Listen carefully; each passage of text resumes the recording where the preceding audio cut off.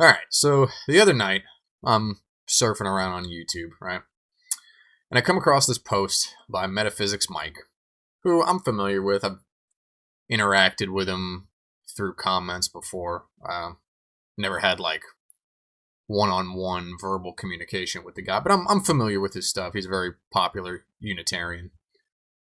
And the reason this jumped out to me is because I saw Bear's name in like the little snippet that you get when you first see a post or whatever. Like there was enough text there that I could see that he was tagging Bear. And I was like, all right, let's see what Mike is saying here, because I've made videos on Bear before, so this should be interesting.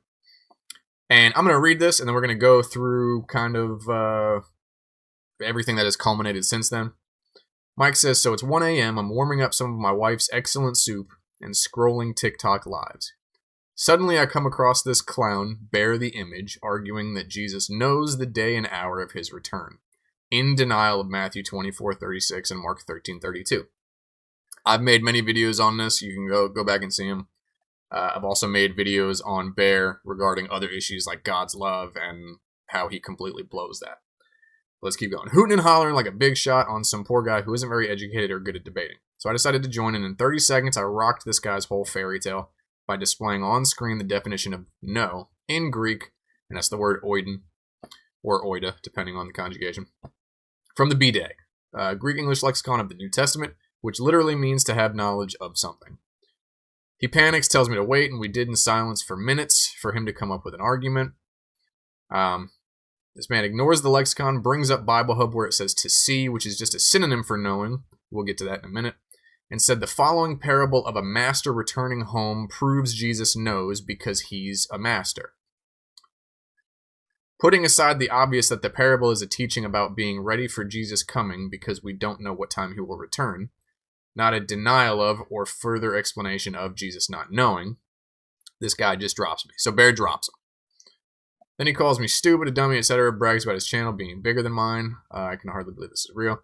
This is the kind of apologetics that makes online space toxic while also presenting a terrible witness for Christianity.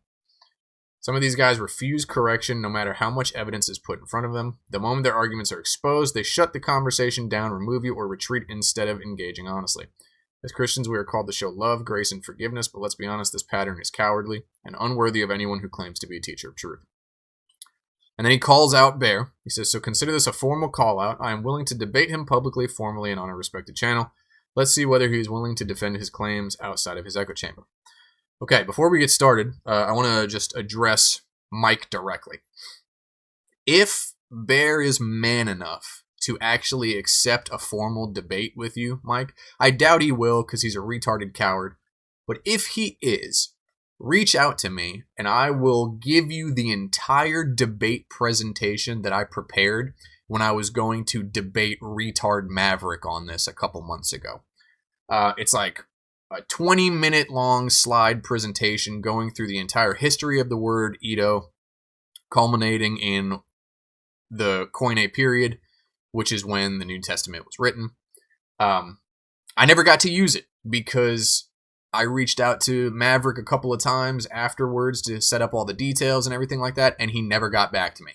He just wussed out. Honestly, probably because in the same hour that he challenged me to the debate, I accepted and started laying out terms. So yeah, if you want that, I'm more than happy to give it to you. It's got a lot of good info. I'm going to have a slide or two from that in this video. So yeah, if you want that, reach out to me. We've emailed before, so just, reach back out to me by email. Or if you don't have it anymore, it's prodigaltruth@gmail.com. So you can reach out to me there. I'll be happy to send you the slides and everything like that. Because it absolutely destroys every argument that they can present when it comes to these verses. So, what has happened since this? This was 2 days ago, right? Bear, in the past day, has put out the video of their interaction. And he says, Metaphysics Mike gets exposed. I've already seen it. His arguments are shit, unsurprisingly. And then he's got all his cronies in his chat just like retardedly repeating what point he was trying to make. But we're going to go through the whole thing, and it's it's dog shit. That was the whole that was the whole point of what you agree with me on. You said that oiden does not mean a cognitive knowledge. That was your claim. No, And it that was wasn't. refuted by the BDAG. Host, No. if you can put me up on the big screen.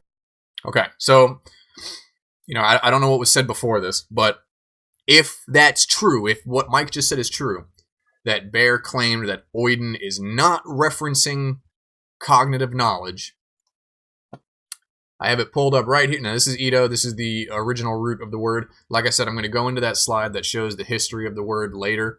It's going to break down why Ito is no longer the root of the word. But anyway, if you come down to... Where is it? I think it's after the lexical information. Yes. Okay. So if you come down to the topical lexicon section on Bible Hub, right, you can read a little bit of the usage, like an overview of the usage that it says here. The verb oida and its cognates occurs 319 times in the Greek New Testament, permeating narrative, didactic, and apocalyptic passages. It appears most densely in John's Gospel and 1 John, but every New Testament writer employs it. The word marks intuitive, settled knowledge, facts already grasped, truths decisively perceived, rather than knowledge still being acquired. This is already devastating to Bear's position, okay? Because if Matthew 24 and 36 and Mark 13:32 have in any way a causative sense, meaning that the Father is the only one that declares that knowledge, right? That knowledge is not complete, okay? It's something that we will learn about later when it's revealed, right? We don't know it currently, and then when the Father reveals it, it will be known.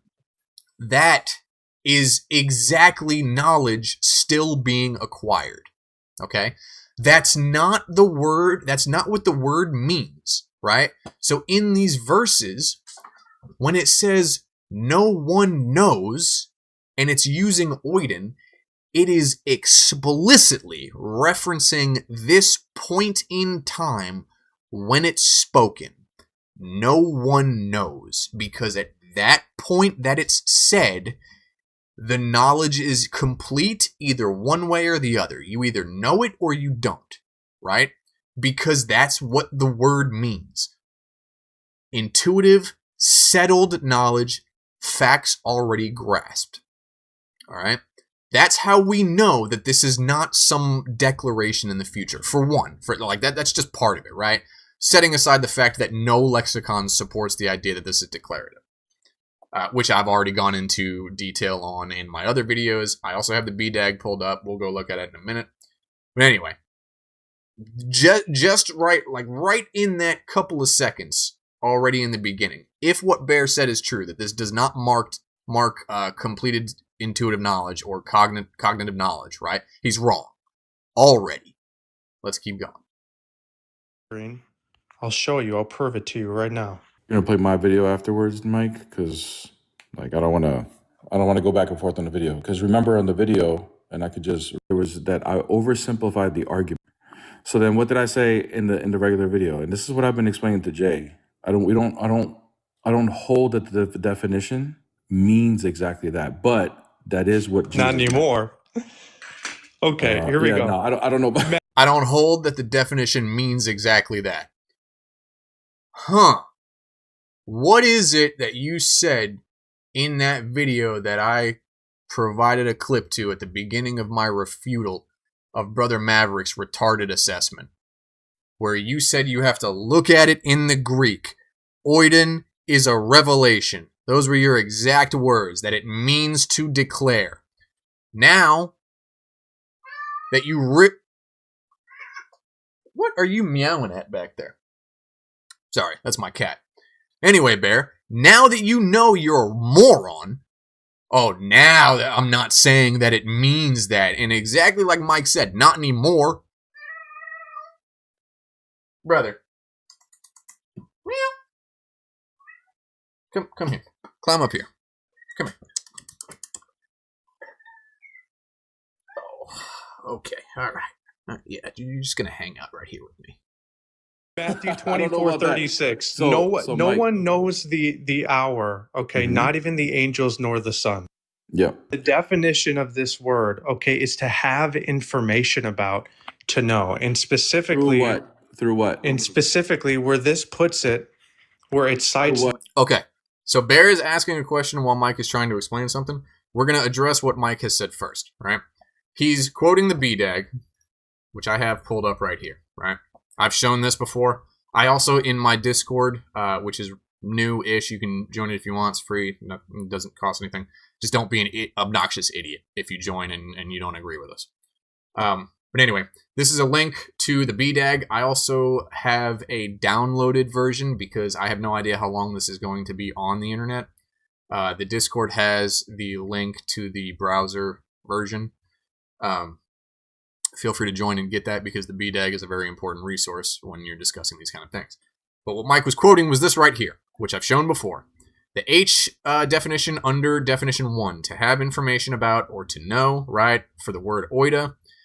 To know about something, and it explicitly tags these two verses, Mark 24:36 and Mark 13:32.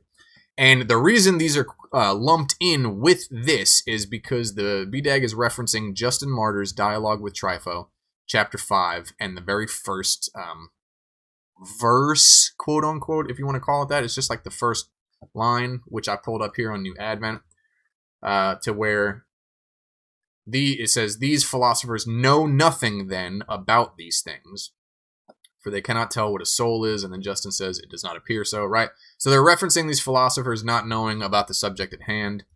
And the BDAG groups these two verses similarly to how Justin Martyr uses it. Essentially saying that what is being said in this instance at Matthew 24:36 and Mark 13:32 is that no one knows about these things except the Father, right? So that is what Mike was referencing when he pulled up the BDAG. Now let's let Bear continue because he's going to bring up something about the word that's largely irrelevant, but I feel it's important to address. So we'll go back to Bear. this Through what? specific. Can you pull up the definition again? Because it's right there. Yeah, I'm trying to pull up the second part. Here we go. Oh, right where your head is. Your blow. See, and this is the problem, right? I'll let Bear continue, but this is the problem. This is why I can't stand these idiots who are out here confusing people, because now you have people like this moron, Khan. Oida means reveal. No, it doesn't, retard. It never has, never will, no matter how much you want it to. Blocking it. Every time I keep trying to cover, there we go. So you notice how it cites the verse there, Matthew 24:36, and it says to know something.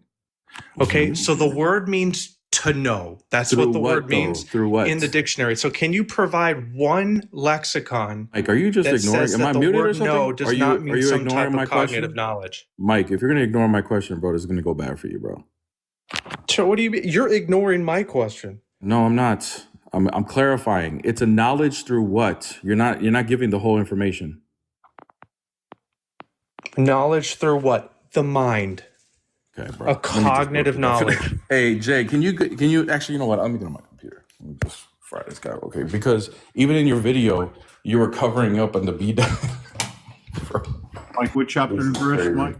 Who's the book? What book? No. don't worry. Listen, this I'm is just showing very my simple. screen. I don't know why you're laughing and walking all over the place. You're claiming Could you that tell me the Jesus book, actually chapter, and verse, knows, Mike? but the He does. definition of the He word does. I'm know gonna bait you literally on it. means Hold on. to have He information does, about. brother. No worries. So I'm gonna bait and there you you on go it. Real talking quick. over me again, Bear. So Jesus does not have the information. That's what the word know means. Mike, what book, chapter, and verse, please?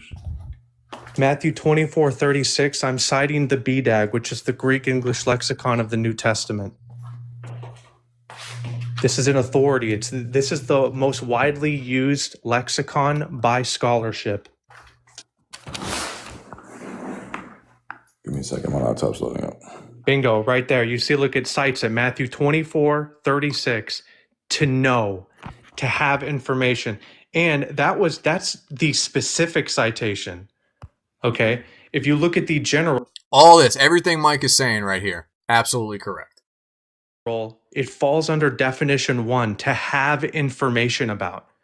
Okay, so what the host says, Jesus knows the hour, what Bears claims is false, completely false. All right, so can you show me one lexicon, one, which says that the word know can refer to anything else but having information about something? Give me 1 second. Well, and that's a bit too extreme of a claim, because there are semantic ranges, which they kind of get into a little bit later. So this, Mike, just for future reference, that's too far of a claim to make. But your general premise is sound. Now, there's not a single lexicon that has a causative sense for oiden or oida. As in to make, know, reveal, nothing, none of them, not a single one.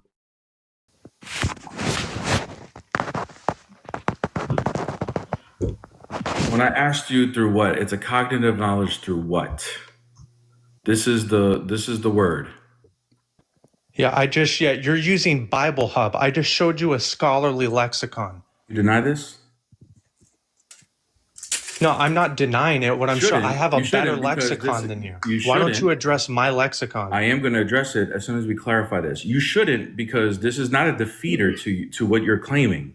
But I'm just being very clear because I'm going to show you how this bakes you. But this word is a cognitive knowledge, eido. That's why right here it says. Now all of a sudden it's cognitive knowledge. Okay? In the videos I've made before, I have you clearly on camera saying it means revelation. It means to declare. All right, so back to this, right? Bear brings up the Bible Hub entry, which we also have here. Okay, to see, to know, perceive, to aware. All right, let me share with you guys something. Bear with me one sec. Bear with me 1 sec. Okay, this is a slide from the PowerPoint that I had put together for the debate that I was going to have with Brother Maverick about 6 months ago. All right, this entire PowerPoint would have absolutely embarrassed him because he, like Bear, has no clue what he's talking about. So, this is a brief history of the word oida, okay? It comes from the ancient root eid, which is how we get Edo, right? And from 4000 to 1500 BC, it meant to see, to know, right? Very exactly like how it says at the beginning of Bible Hub. And it had the idea of seeing, like from seeing something, right?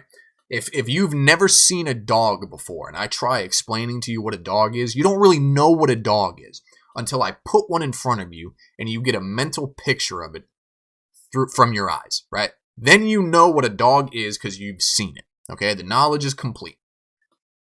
So, the perfect form, woida, would later become oida, okay? The aorist form is eidon. Then from 1500 to 800 BC, there's not a whole lot of information that we have on it. 800 to 500, oida is the morphologically perfect tense, but eidon, but it still holds a present tense meaning.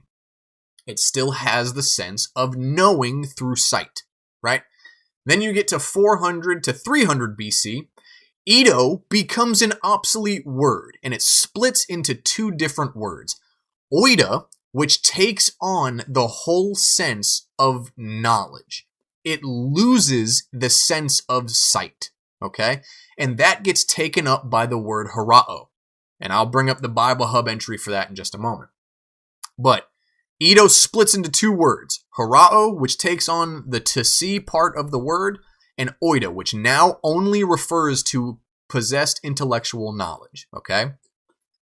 That's before you get to the Koine period, which is what the New Testament was written in, all right? Once you get to the Koine period, which is 300 BC to 300 AD, oida refers to completed and static, which means constant over time, possessed knowledge, okay? Like I mentioned earlier, it's knowledge that doesn't change. It's complete. All right, there's no learning things to change it, right? It is what it is. Okay, it becomes the default verb for to know, even though gnosko also exists, and we'll get into gnosko in a little bit, because gnosko is more so knowledge that is gained through experience. All right. So that's the brief history of the word. So whatever point Bear makes about the to see part is not relevant in this time period, because by the Koine Greek period, oida lost the sense of knowledge through sight, and it just meant cognitive knowledge. Okay, now that we've gone over that, let's get back to what Bear says. To know. Yeah, But yeah. through a In your specific- video, Oh, wait, before we do that, I want to show you guys what I was talking about. Okay, so harao, right? Okay, so be aware, behold, a primary verb used only in certain past tenses, the other being borrowed from the equivalent of tanamai and harao. Harao being, this is like what I said, to see, perceive, to attend to, right? This is the word that took up the to see part of Edo, when Edo split into two different words. If you allow me to finish, Mike, that would be nice. My bad. You're right. I did cut you you. off. Sorry, Bear. So it is to know, but it's through a specific mechanism as to what to know, which is what? What does it say? You're talking about seeing. I understand. you. This was the Wrong. No longer applicable in the Koine period. I told you. You So gave is this a clarifier. knowledge? Is this a knowledge through a perception or to be made aware? Or because it doesn't need to be a visual see, it could be something like a revelation or understanding, right? Of course, that's what it means. Thank Like you. when somebody says, "I see what you mean." Exactly right. Okay, Yeah. So that you changes. Well, and that's an English idiom, which I've also addressed before. Yes, but English idioms don't map onto Greek. So, really, the important part is that in the Koine period, there is no longer the sense of to know through seeing. It is just intuitive, cognitive, settled knowledge. That's all oida means once we get to that time period.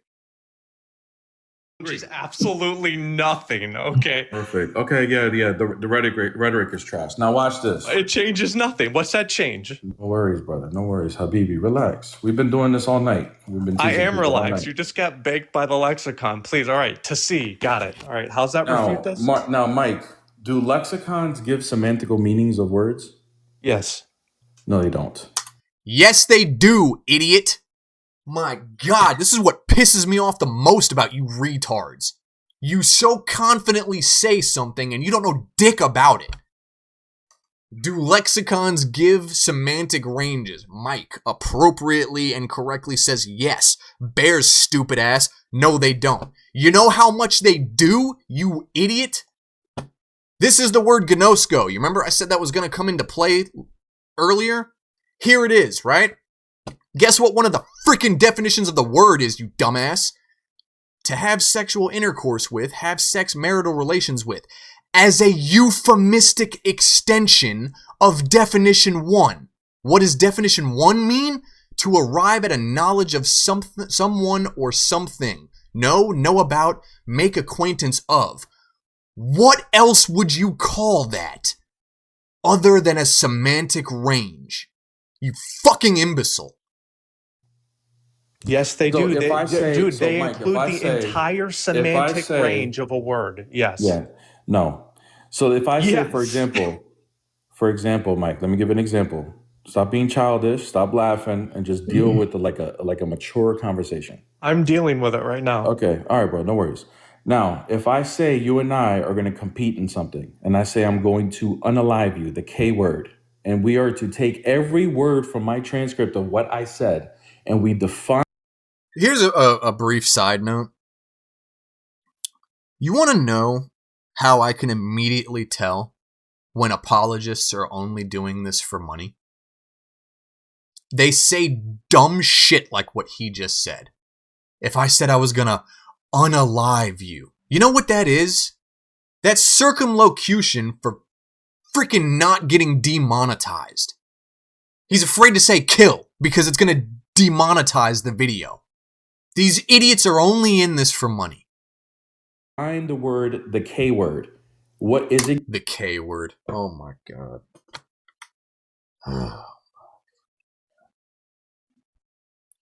You dumbasses make me want to become an atheist so badly. It is that bad that I don't even want to be associated with the same religion as you retards. Is it going to say what I meant in that statement, or is it going to say taking a life? I mean, it's probably going to give you a simple definition, but like my Thank you. lexicon provided, it gives you the whole semantic range. Shall I pull it up again? I Did got you just you. The not semant- see that? Hey, hold on, Were you not seeing where it shows Mike. all Hold the on, Mike. semantic uses Hold of the on. word? Do you understand my point? That the context will give you the full semantical range of how this word could be used. Sure, that's fine. Thank you. What you have to do is prove how it doesn't mean that he doesn't know. And that's what I'm about to do. So when we keep reading, like for example, in Mark 13:32, be on guard. This is after the verse, right? Where he says he doesn't know the hour. Correct. Okay. 33, be on guard, keep awake. Who is he talking to? Okay, so you might remember from back when I made those couple of videos in a row on Nick that I said that Trinitarians like to do something really annoying, and it's that they move the goalpost. Well, here we are, right? This is another prime example of retarded Trinitarians moving the goalpost, okay? His disciples, right? Exactly. Okay. And then 34. And then be on guard, keep awake, for you do not know when the time will come. Okay, that's 33. 34.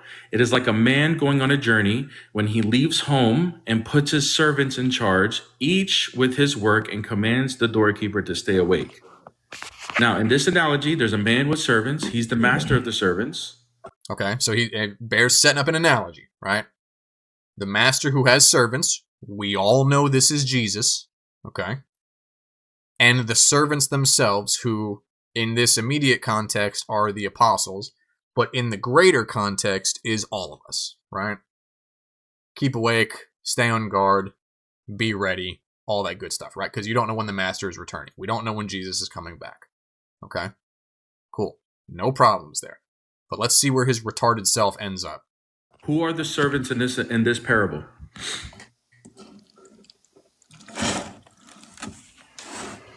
Now the chirping ain't happening, Mike. Who are the servants in this parable? Well, I'm actually busy making food. I'm trying to double this here. Yeah. I'm reading it. Now he wants to bake food. No worries, brother. Who are the servants in this parable? This is one thing that I'll say to Mike if you're watching this, bro. I know it's difficult sometimes when dealing with Trinitarians because they'll sometimes throw things at you that are gotcha moments. Like you think they're referencing one thing, but really they're referencing another thing. But you gotta know the surrounding context of these verses a little better, man. That question should have been answered immediately. The whole I'm trying to read it and make food thing. The moment they see any kind of hesitation, any of these clowns, all right? The moment any kind of hesitation is seen, you've lost. And I wish that wasn't the case. I really do. But you gotta you gotta know this stuff, man. Like you need to be able to with like a millisecond of time in between when he asks you something, you need to have the answer. And that's a real pain in the ass. I get it. But otherwise, their brains are going to shut down and conclude that they've already won. It's okay. You can say it. It's not a trick question. No, I'm not sure. I'm going to make sure I'm before I answer. Right? Okay, let's go to verse 30. See, case in point, this retard con where he said, "Mike, Satan got your tongue." You lost right there, Mike. I'm sorry. You are entirely correct, and you still lost. Because now they've seen hesitation, they've seen what in their mind is perceived weakness, and it's over. They're not going to hear a single thing that you have to say after that. 33. Is that all right? So is it still the disciples? I'll help you because this is not a gotcha moment. I'm not going to win the debate if you admit this. This is just comprehension. So 33, it says, be on guard and keep awake. Who is that giving command to? So I think I answered that one already, right? The You disciples. did. We're just going to redo it again just to help you, right? because I'm giving you hints here. Be on guard, keep awake is to dude, who? you're struggling. You're very struggling. You need to give a dictionary I'm cites shivering the word, right now. okay? I'm shivering. Can you please answer? Okay. Can you answer the disciples. question? the Thank you. disciples. Thank you very much. And then here, the servants are given a command, the doorkeeper specifically, to stay awake. So in this parable, who are the doorkeepers and the servants?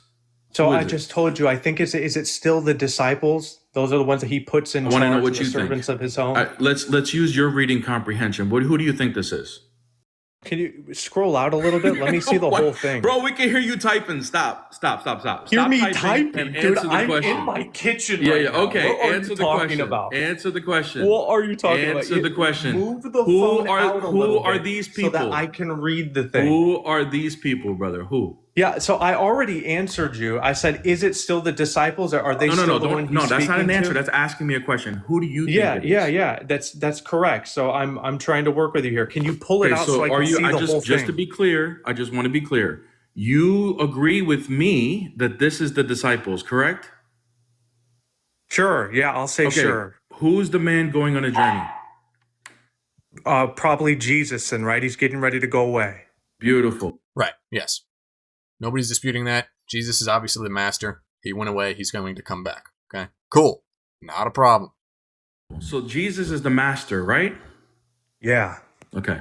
35. Therefore, stay awake, for you do not know when the master of the house will come, in the evening or at midnight or when the rooster crows or in the morning. So he's still now talking back to the disciples to stay awake, because you do not know when the master of the house is coming. Who's the master of the house? That's going to still be Jesus, right? He's the master. Now, in a parable of using masters going back to their homes with servants, does the master not know when he's going to come back home? Okay. So this is now their core argument. It's no longer about the definition of the word. This is now where their argument has evolved to. Does the master who is supposed to return in this parable know when they're coming back? No, because Jesus just said he doesn't know. I just want to know, in a parable, is the master in he the said parable, that the Father decides. in the The parable, answer is there no. any scenario that a master will not know when he will come back to his home? Yes, there is. Give me a there scenario. is, Go ahead. because Jesus is the master, and he just confessed No. that not I'm the not Son, talking about not the asserting how you're angels, interpreting or this anybody verse. knows. Listen, I'm not talking listen, about how you're asserting this the is verse. extremely. I'm talking about Listen, what you're practically trying to speaking. do is you're Practically giving a speaking, bunch of. Mike. Why do you keep practically cutting me speaking- off? I let you finish. I'm answering your No. questions. You're not going to assert the definition. You're not going to assert your interpretation into this. Assert I wanna know, a practically definition of the word speaking- no. Yeah. Okay, here we go. Practically speaking, is there any scenario that a master would not know when he would come back to his home? Yeah, there is, retard. Okay. Let's modernize this example, because I know that your brain struggles to comprehend something. Let's say somebody has a live-in maid in today's day and age, right? Let's say, hypothetically, that person, not the live-in maid, the master of the house, right? The owner of the house. Let's say they find out they're going on a reality TV show. Let's say Survivor, right? One of the most popular reality TV shows that's ever existed. Okay? They find out they're going on Survivor. They tell their live-in maid, hey, I'm going on Survivor. I'm going to be gone. Just keep doing your thing. When I come back, I want the place to be, as it is now, right? Just keep everything clean, keep everything tidy. And the live-in maid looks at him and says, hey, when are you coming back? Oh, I don't know. I guess it just depends on how long I make it, right? If I make it all the way to the end, I'm going to be gone a little longer. If I get booted out soon, like one of the first people booted out, I'll probably be home pretty quick. Okay? Very simple modern example for you of the master or owner of a house not knowing when they're coming back. Let's give you another one. Let's say a parent calls their child. Let's say the child is home enough to be left home alone, right? But let's say the parent calls the child. It's roughly 4:30 in the afternoon, okay? Hey, little Timmy. Oh, hey, Mom. Hey, Dad. What's going on? Hey, they've got us working late tonight. So, get your homework done. Make sure that, all your homework is done. there's some Hot Pockets or some leftover meatloaf in the fridge or whatever. Make yourself up some dinner. I'll be home a little later. Okay, cool, Mom, cool, Dad. What time do you think you're going to be home? Oh, honestly, I don't know yet. I guess, whenever they tell us that the work is done and we're able to leave. Right? Whenever they release us, whenever they let us go. Okay? Owner of the house. Coming back. No idea the time. Like, do you even use your brain? Ever? Oh, the parable. The parable's not to Jesus, dummy. This is the same thing as your freaking no greater love than this argument, which was just as stupid, alright? He's stressing to them and to us the importance of staying ready. He's not talking about himself in any way. You people need to stay ready. It's like this, alright? It's like in the days of Noah. It's like a master who is left and leaves the servant in charge of the house, right? You people need to stay ready. It's not about him. I mean, it is, but it's not. Like, ultimately, the core event of the parable is his return. But what you're glossing over, like Mike is trying to tell you, and you're just ignoring it because you're a retard, is that this parable follows straightforward prose. Now, I know you probably don't know what prose is, but it's just regular speech, all right? It's not poetic. It's not a parable. It's just straightforward speech in which Jesus said, no one has this knowledge but the Father. It doesn't matter that he then after quotes a parable or gives to them a parable. You are ignoring his explicit words in favor of your brain-dead, retarded-ass interpretation. Who just muted me? The answer is yes, there is a place. There is a place, yes. Because Jesus is the master. Get the hell out of here, bro. And then you boot him. Because you can't deal with what he's actually telling you. The parable doesn't matter. The parable only serves the purpose of stressing to the apostles the importance of staying ready. And again, you are explicitly told by Jesus, no one knows this. Not the Son, not the angels, no man, the Father alone, okay? And you're going to tell me that just because of a parable, it's out of the realm of possibility that the Father tells Jesus when it's time to go? Hey, Dad, when can I go back? Oh, not yet, son. Let's hang out another couple of centuries. All right, cool. Hey, Jesus, it's time to go. Dope. And then he comes back. I hope you're man enough to accept his formal debate. Because assuming Mike reaches out to me for help with this, I'm going to do everything in my power to expose you for the retarded charlatan that you are.